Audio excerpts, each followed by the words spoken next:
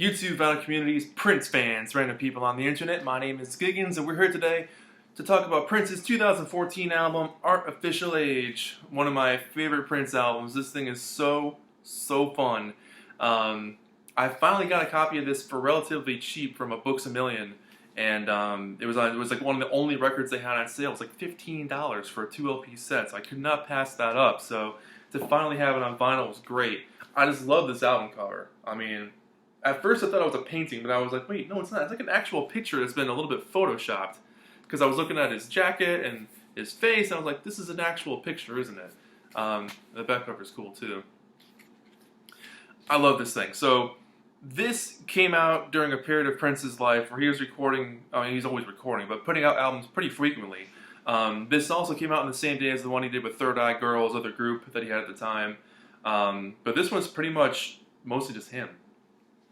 And it sort of loosely tells a story about Prince basically like getting cryogenically frozen or something back in the day and waking up in the future, or you're getting frozen now and waking up in the future, that we haven't experienced yet. And sort of the transition he goes through throughout this whole experience of kind of waking up and seeing what life is all about and making music in that world. If I'm wrong about that storyline, please tell me, but that's kind of the gist I got from listening to this thing. So if there's more details, please let me know. Or if I got that totally wrong, also let me know. The opening track on here, Artificial Age, first of all, I just gotta show you the inside because look at that picture. That is so cool. Totally Prince. The first track on here, Artificial Age, this opens up with more of an EDM influence, so it's got kind of a dancey, I don't want to use the word techno, but definitely got a beat to it. Splashes of slap bass. It sounds like there's a vuvuzela in there, which is interesting, and really dancey Prince-like guitars, as you're used to that clean, like the guitar sound from Kiss or something. And then you get the idea of the story being set up throughout this track, with some really good heavy guitar moments. There's lots of shifts, cool vocal and vocal passages. Definitely an introductory type of song. And then you get Clouds, which is one of my favorites on this album. You hear like a radio scanning to tune it in, and you get like an almost vaporwave style type of funk. So it's kind of chill, kind of lo-fi, kind of, sounds like you're in the mall in the 80s or something before it kind of kicks in. But the refrain on this song is infectious. Like, the chorus of this thing will stick in your head forever. Like, doesn't expect a kiss on the neck when she doesn't expect. Like, it's the way he sings it is so fun and funky. It's playful, it's seductive, it's got a hell of a groove. It's just an instant sing-along. Kiss. Prince just brings the hooks. For a guy that's written thousands of songs, it's amazing that he never found writer's block. And he would always find something still catchy and fun to listen to. I don't know how the hell he did it, but he did. This one also continues the storyline, but just a fun, classic, funky Prince song. Dig this up and down. Breakdown. This is a really cool song too. Nice gentle piano on this one, and Prince sings in that classic high voice, almost a falsetto. And it's one of those tracks where you're like, how the hell does he keep coming up with this stuff? I love the strings on this, the pretty heavy chorus. The way he sings, keep breaking me down. Like, it's fun. Just a fun sing-along, but there's good emotion to it. It's a deep song. The drums on this one just kind of tap along, but it's a song about wanting so much back in the day, partying hard, living wild, and now wanting to take that time back and sort of, use it a little bit more wisely, maybe. And then Prince starts wailing vocally, and it's just total magic. He just starts doing his crazy stuff, and it's just a lot of fun. The Gold Standard. This, for me, sounds instantly like 1999 Prince.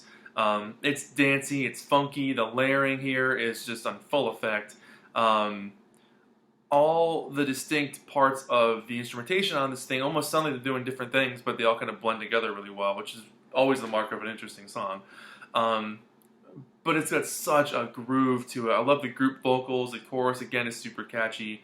It teaches you the dance moves, and it's a mover of a song, that's for sure. And then we get which grows out of the end of the Gold Standard, which again, more of this R&B kind of groove. Prince raps a little bit, which I think is pretty cool. Vocals from Third Eye are on the background. The rewind bit is so clever where the song literally rewinds to like say that part again. And a track that continues to show where Prince can go and still nail it. I mean, it's where he can open up and try different things and still really excel at that. That's the mark of a true artist, when you can try something different and just totally be awesome at it. Good on you. The track Breakfast Can Wait is one of my favorite Prince songs. This is such a great song. The groove on this thing is laid back and funky and kind of mellow, but really clean. Really excellent clean production on this one. And the single that came out for this thing had the cover on it of Dave Chappelle doing the Prince bit from the Chappelle Show, which is an absolute classic. If you haven't seen that, at least watch that episode where Chappelle does Prince. It's one of my all-time favorite things on TV. A totally funky groove of a song about the finer things in life, or staying in bed with the one you love, and breakfast can wait. It's just a rhythm that is so infectious, and the offbeat clapping and snapping. It's just a dirty groove of a song, man. What a cool track. And that's all of record 1, I believe. That's where record 1 ends. Yeah, record 2 starts off with This Could Be Us. And this is actually interesting because it's sort of referential off of a meme where people were using the phrase, this could be us, but you're playing, using a picture of Prince. And I think it was a still from the Purple Rain movie, I believe. So it's kind of cool he sort of references pop culture at that point. But I love the chords on this one. It's like a modern R&B 60s pop song. And vocally goes to some totally unexpected places from him. Digging the overall sunny vibe of this track, and the instrumental ad-libs are just a lot of fun. A lot of interesting character on this track. What it feels like, this is cool to have some acoustic guitar. I think it's the first time there's been a prominent acoustic guitar on this album. The layered drums, the bouncy bass, the repetition of the title continues to drive home the point of the song that you seek into next, which is Affirmation, which just continues the story. So this basically explains how, Prince is getting an education 45 years into the future, of what the world's like, what pop music is like, what his place and his role in that world is supposed to be. And then it gets a bit more reflective after that with Way Back Home. And I love the power of this one, the really loud drums, and then Prince wondering how to live in this new world. The pain and the seeking in his voice is palpable. I mean, maybe he's playing a character in a story, but it really sounds like there might be something to it beyond that. It translates so much that it makes the character real, and it makes it something anybody can relate to. It's a great placement for the song to add some really good dimension throughout the track list here. Then you get Funk and Roll, which just slams the whole way through. With a name like Funk and Roll, you have to. There's no way you can just, keep it tight on that one. You gotta have a good time. It's a total dance song, some great changes, excellent bass, fast-paced vocals, awesome percussive moments, and great group vocals throughout. This was one of the ones that was picked for a single from this album, as well as Breakfast Can Wait. But really cool track.